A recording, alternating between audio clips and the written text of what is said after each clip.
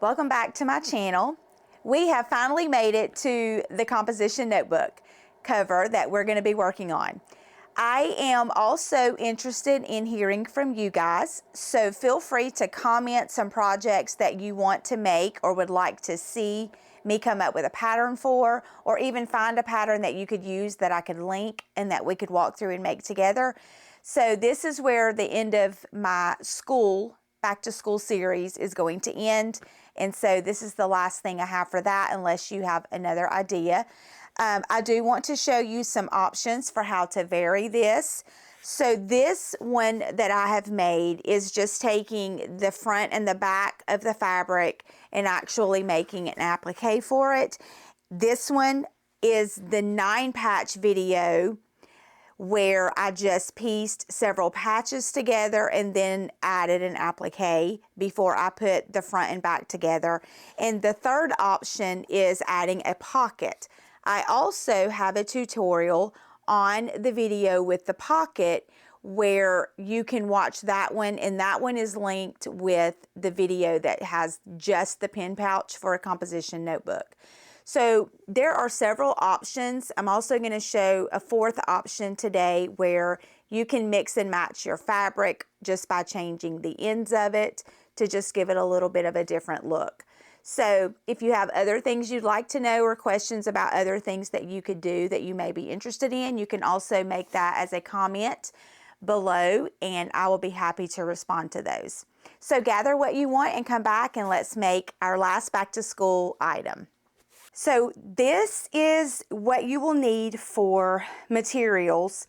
So I actually have a Cricut machine and I decided to cut out a piece of cardstock using my Cricut that was 16 1/4 by 10 6/8 inches. So you could do the same thing, or you could just measure your fabric to that length and width. But when I took the measurements, this was what worked the best for the composition notebook that I'm using. You need to cut one that is your lining and one that is your outside. And if you want it to be something that is thick or you want it to be quilted, then you're going to want some batting. It doesn't have to be thick, just a little thin batting. Or you could also use a stabilizer, like something that is a fusible interfacing, if you wanted it to be a little sturdy. But for me, these are just going to cover the composition notebook, so it's okay if it's just the two pieces of lining and outside together, because really you're just using it to make it decorative to cover up the composition notebook. So you have some choices on that. For mine today, I've made something altered that I want to show you guys that you can also do. So this is going to be my outside, and you can look at this and see that it's just a little bit shorter than what I made for the pattern. But I had some scraps of a jelly roll that would finish out the pattern, and if you notice there's a little overlap, so it actually is perfect because I can sew this seam and it'll be exactly the length it needs to be. So if you wanted to vary your ends, just cut off whatever size you want and then measure here what that difference in size is, and then all you have to do is add a 1/4 inch for this side and a 1/4 inch for this side. So if you cut off 2 inches, then cut a piece that is 2 1/2, and that will give you the 2 that you need when you're completed that you can sew to the end. And so that's what I did. I cut off 2 inches on each end, and then a jelly roll is 2 1/2. So I'm using the 2 1/2 scraps of jelly roll to go on the front. And then I also have my lining the same way, and I actually want to put the red with this one, and then on my other one I want to pull the yellow since my inside is yellow. So I'm going to vary mine by adding this to the ends to make the length that I want, and then I'm just going to sew these together. So this is a very simple and quick project once you decide what you want to do. So this is just another idea from the other one that I've shown you in the beginning of the video that you can do as an alternative. So decide what you want and let's get started. So the first thing we are going to do is take one side, and we're going to take the strips that we've cut, right sides together, and I'm just going to attach these to both ends of my fabric. And because mine's a scrap, it's a little bit longer, so you can just leave that and trim it at the end to get it even. So I'm just going to line that up on a 1/4 inch seam. I'm going to start by back stitching. We're just going to sew that right sides together, and as we go, just keep it aligned on the edge. You don't necessarily have to pin it or clip it because you're basically just sewing along that 1/4 inch seam, and you can just stop it and adjust it as you need to. It's usually pretty easy to keep these little strips aligned.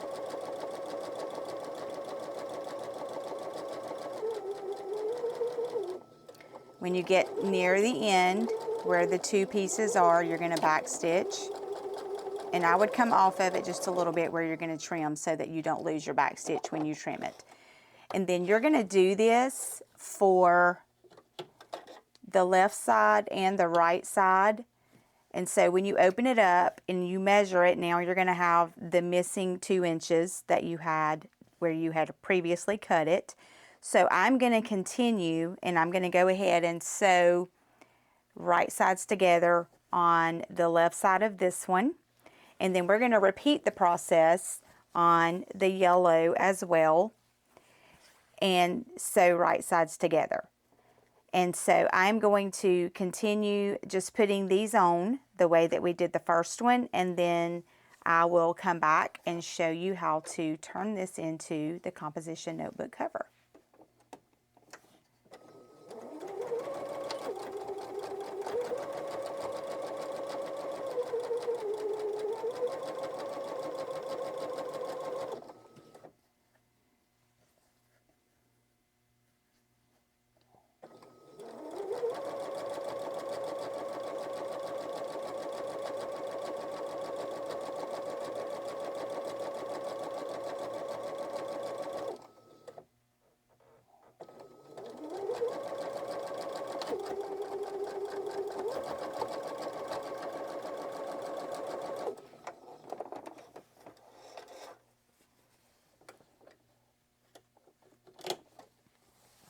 So I have already pieced the front with both ends as we demonstrated, so it should be the correct length that I need it to be now.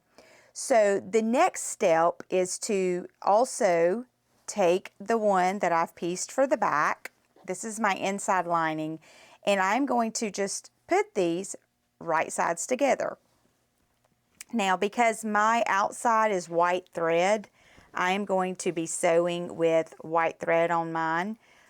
So you can change your thread to match if that's important to you when you top stitch. But for this one, I'm just going to leave it like I have it. So we're going to do right sides together and just line them up. Be conscious if you have directional fabric for your lining so that when you flip it, you don't have something upside down. This one doesn't matter, but it would if you had directional. So because I have seams now where I have these sewn, I want to make sure my seams kind of line up so that when I sew my flaps for the inside, that matches. So you want to line up these two seams.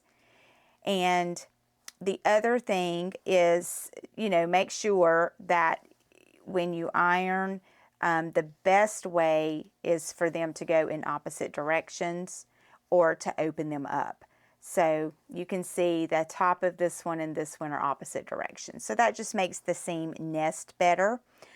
So that means this needs to be ironed that direction all the way down, because when you get down here, you want that to also match. If you have seams, I do recommend that you clip it or pin it just to hold the seam in place.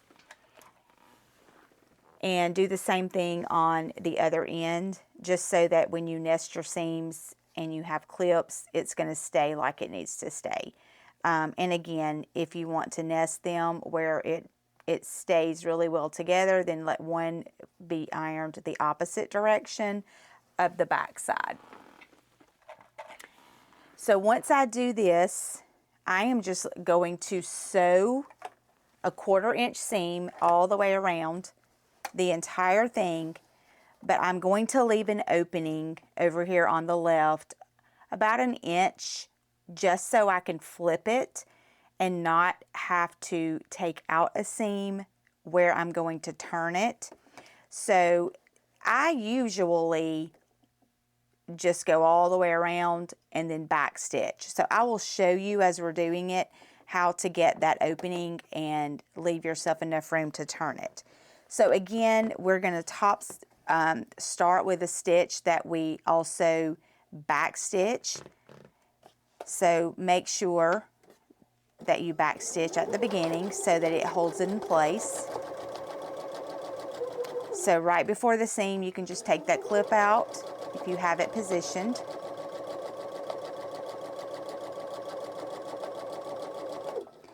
And if you wanted to add a couple more clips, you could, but typically this is going to stay pretty close.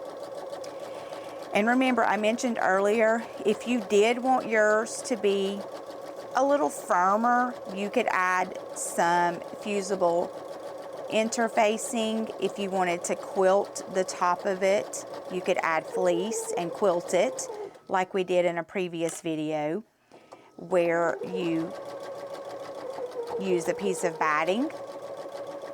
So now I'm coming to my corner. So I just want to get to the corner, make sure my needle's down, and just turn this and make sure I'm still on that 1/4 inch seam. And just a little tip, if you guys have never used seam-align tape, it is amazing because you can just line it up on the edge of the 1/4 inch line from your needle and just never have to measure or think about it again. So I do recommend that you find that on Amazon if you want. I can link that in my Amazon store link that I have if you guys are interested in seam-align tape. So we're just continuing all the way around. So here I am getting to that area again. Just make sure your needle is down before you turn it. And then we're going to do the same thing. Now this is the side that is going to need an opening. So I am going to make sure about middle of the path to stop and back stitch.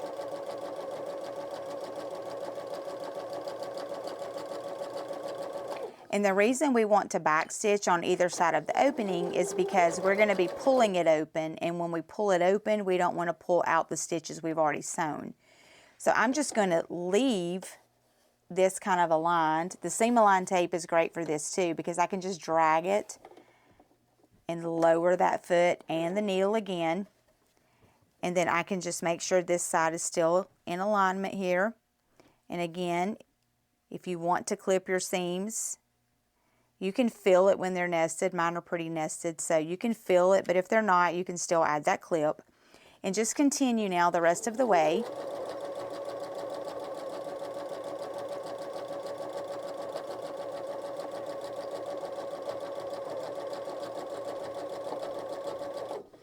And again, as you get close, you can just kind of pull that out.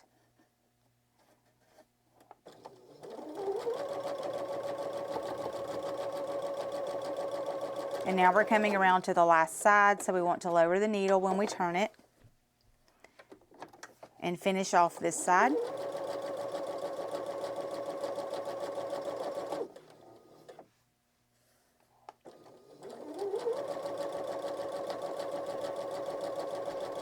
And then as we get to the end of this, we're going to go ahead and back stitch at the end. And you see we're joining where we started. So we're just going to back stitch here, and then we're just going to cut those threads, and now we're going to turn it right side out.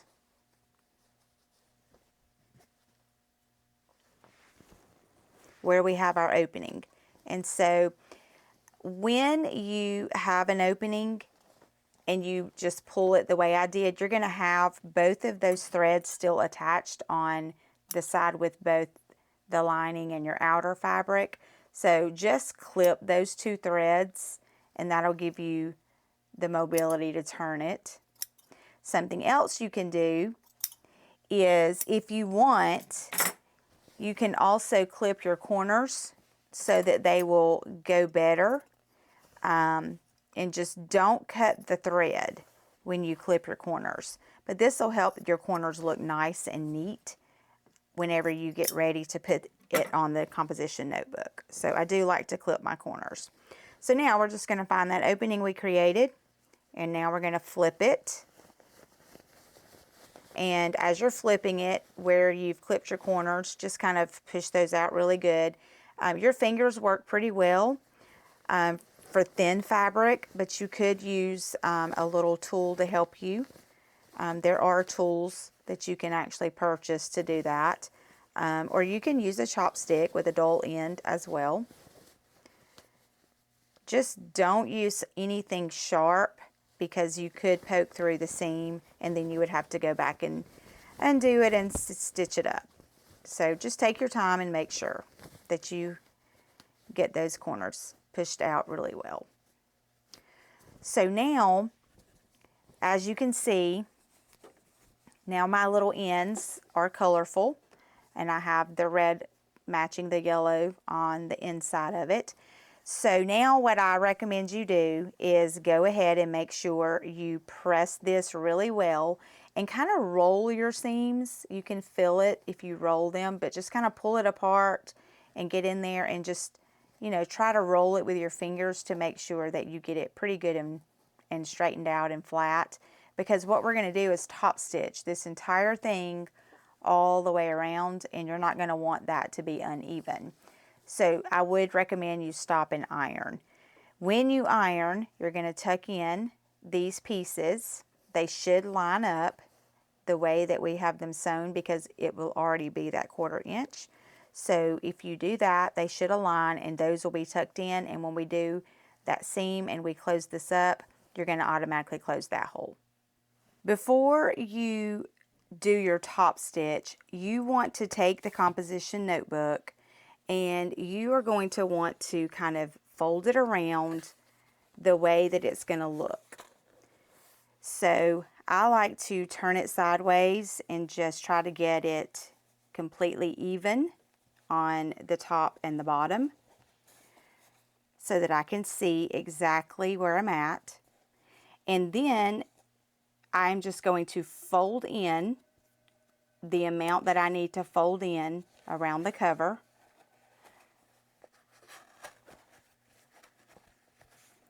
And then I'm going to do the same on the back cover. And I know this might not seem to be the best way to do it, but I have just found that it's easier for me if I just kind of get an idea of where I need that top stitch to go, so that I can just do it all in one seam. And so once I get it positioned the way that I want it to look, like this side, I have a little bit more of the yellow showing on the back than I want, then I can just kind of pull this part around a little bit and make sure I get it straight, and just make sure everything kind of looks nested in there. Now, there's cardboard under here, but it's not going to catch on fire with an iron. So what I like to do is, once I get it to look the way I want it to look on the front and the back, is I literally go to my iron and iron right over the front, right here along the edge. And I do the same thing on the back, and that gives me a seam. Now this actually happens to be where my color starts on the inside versus the pattern. So technically I could follow that guideline, but it may not necessarily be even. The other thing you can do is you can take a clip and you can slide it up like this and clip it where it's at. and then do the same thing here and clip it, and then you can just slide it off, or you can just hold one in place until you get the second clip. So you can go iron your crease or clip it and pull it. And then just make sure that it's a perfect alignment on the inside when you clip it at the bottom. So that's just the way to figure out how to get it around your composition notebook. So now I have my edges folded in, and so I have them pretty aligned in a straight line. And so now all we are going to do is top stitch all the way around the outside of this, and that is going to catch the edges of the flaps, and that's going to secure those in place for us as well. So I'm just going to come to the sewing machine, line up about 1/8 of an inch, because I do not want to do more than a little top stitch. So I'm not even going to go 1/4 of an inch here. I'm going to go between the two just to sew literally right along the edge of that, just to make it have a finished look and to hold my flaps in place. So I'm just going to start and back stitch on this when I start and stop. Also, if you wanted your lining thread to match, like I have yellow, you could make your bobbin yellow and keep your top thread white. Again, no one's really going to see that, so I'm just going to leave the white since I have white speckles in this, but you could change the thread for that as well. Also, you can see that this is kind of thick right here at this part, so you may have to give it a little help to kind of get it moving. So just kind of get it going under your machine, and then once you get it kind of going, you can back stitch and then continue sewing.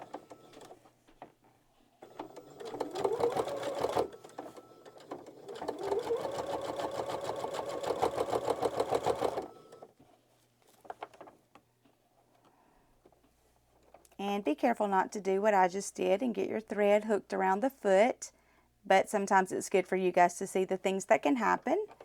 So just keep track of that thread so it doesn't get tangled and not want to move.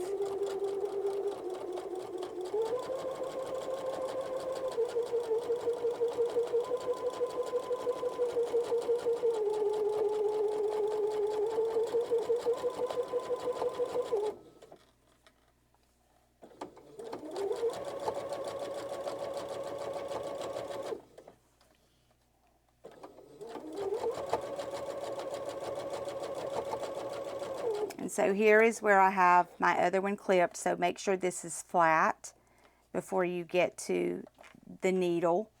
So if you need to lower the needle and make sure everything is positioned, you might want to do that before you continue. And it's going to be a little thicker, but it should go through okay. If not, give it a little help. Okay, so now we're coming to the outside edge, and again, we're going to top stitch all the way around to give it that finished look. So we're just going to keep going.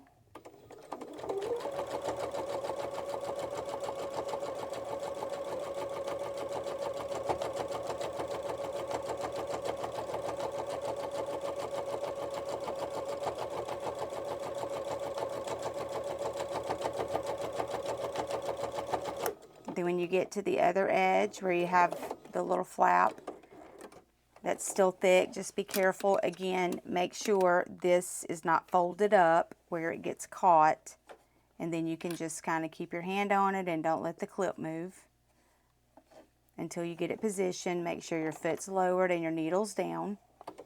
And again, you may have to give it a little help because it's thick on that corner. And just make sure you keep it aligned.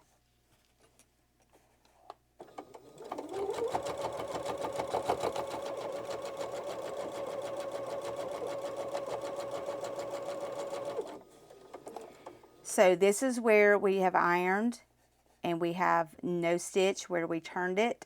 So just again, make sure you have this aligned so that you catch both sides, and that's going to close up the seam that we made that's going to be on the bottom side of our composition notebook, which is out of sight, out of mind, right?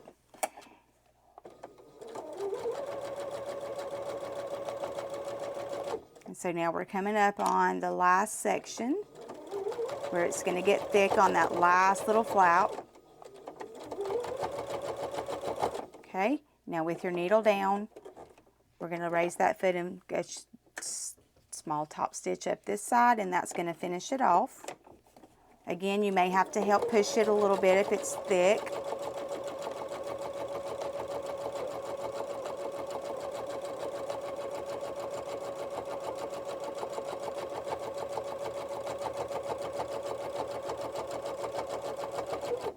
So as you get to this corner, you do want to back stitch to finish it off.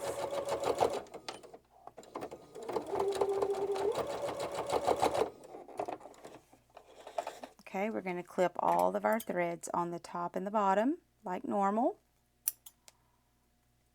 And again, if you guys want to use those embroidery scissors you see me use all the time, that will get your little threads clipped pretty close to the edge where they're not even seen anymore. Also, you want to test it and make sure that it's going to work on your composition notebook. So I like to slide mine in and check it. So this is the outside of it. And notice we've got, you know, a nice stitch so that it looks finished. So you're just going to slide your flap into this side of it. So that's a pretty good fit right there. You just kind of pull it around. And then you're going to do the same thing over here. Just kind of fold your fabric and your cover just a little bit. Kind of push that one in. And then when you close it, you have a perfect little composition notebook cover. Now, if you don't want a finished edge and you want your cover to go all the way through, you don't have to top stitch this part. I just like the finished edge. You could just top stitch across the top and then back stitch and across the bottom and back stitch. But I just like the finished look that it gives it, like a book, when you do the top stitch all the way around it.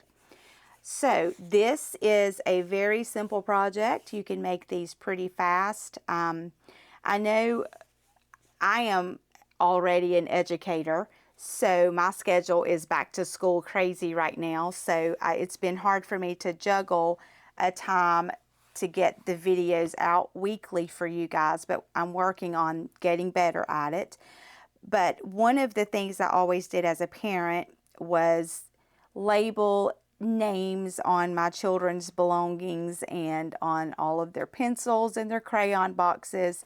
And so this is something that I think is just unique for a student because they can quickly identify notebooks for different classes or have something that stands out and it doesn't blend in with other students.